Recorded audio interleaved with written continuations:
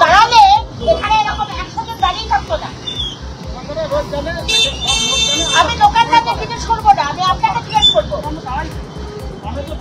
আপনি যদি শুনুন, একদম মানুষের অসুবিধা করবেন না, বললাম তো। আপনারা ব্যবস্থা ওদের কাছ থেকে টাকা নেন, দিয়ে তাদেরকে এই সুবিধাটা করে দেন। সবাই জানে, সবাই জানে। আপনারা টোটোওয়ালাদের কাছ থেকে টাকা নিচ্ছেন আর এইখানে মোড়ের মাথায় দাঁড় করিয়ে আপনি অসুবিধা করছেন। প্রমাণ মুসলিমদের প্রমাণ করতে পারবো, প্রমাণ তো করতে পারবো না। আপনি ডিউটি শুনুন, আপনি ডিউটিতে আছেন, আপনি কেন জায়গায় দাঁড় করে কেন দাঁড় করবেন? মানে আপনারা কতটা ব্যর্থ আসানসোলের মানুষ দেখতে পাচ্ছে। আপনারা কতটা ব্যর্থ, লাভ হবে কি করে?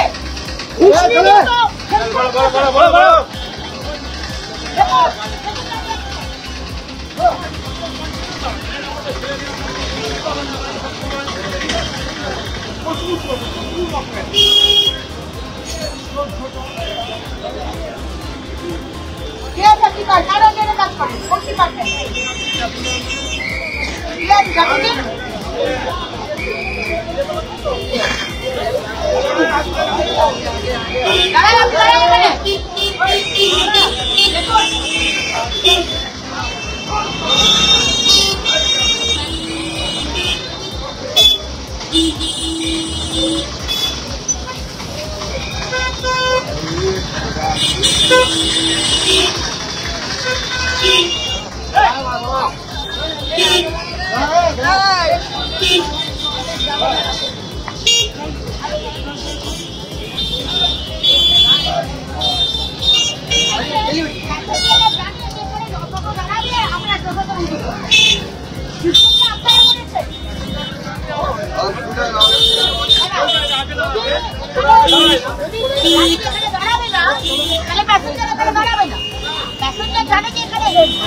এখানে উঠাচ্ছ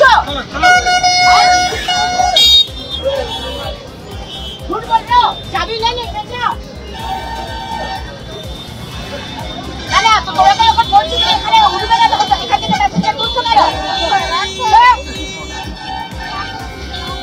মানুষের অসুবিধা করে শুধু এ করা বদমাইশি হয়ে যাও। কেউ বেড়াবে না এখানে, কেউ বেড়াবে না।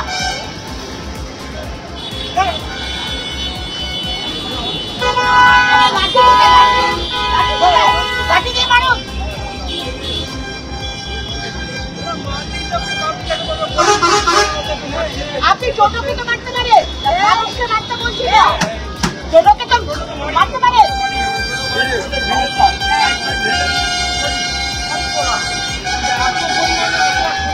আপনি দাঁড়িয়ে থাকেন ওইখানটাতে, আপনারা কিছু করেন না। আজকে আমি যখন কাজে বেরিয়েছি, আমার এই হটন রোড আসানসোল বাজারের মুখে, যে হটন রোড, যে মেন হটন রোডের মুখ, যেখান থেকে মানুষ মেন যে হাসপাতাল, সরকারি হাসপাতাল আমাদের, সেই হাসপাতালে যাওয়ার one of the main road, bus স্ট্যান্ডে নেমে লোকে সেই হাসপাতালে যায়।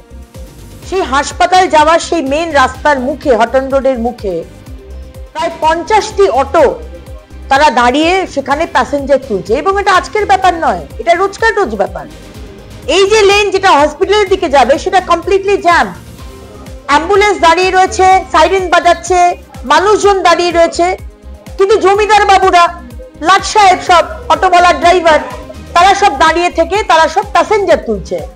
ওটা তো প্যাসেঞ্জার তোলার জায়গা নয়। মুখ্যমন্ত্রী মমতা বন্দ্যোপাধ্যায়, আপনি পুলিশকে বলেননি যে প্রত্যেকটা জায়গা থেকে টাকা তুলে, ঘুষ তুলে মানুষের অসুবিধা করা যেটা আপনাদের ধর্ম, এখানে আসানসোলেও সেটা হচ্ছে।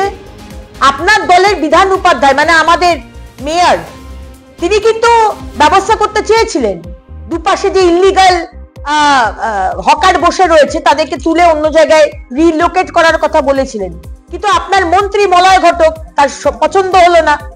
আপনাদের দলের মধ্যেই তো গোষ্ঠী কোন্দল, মানুষের সুবিধা করবেন কি করে? একজন কেউ কিছু করতে চাইলে অন্যজন করতে দেয় না।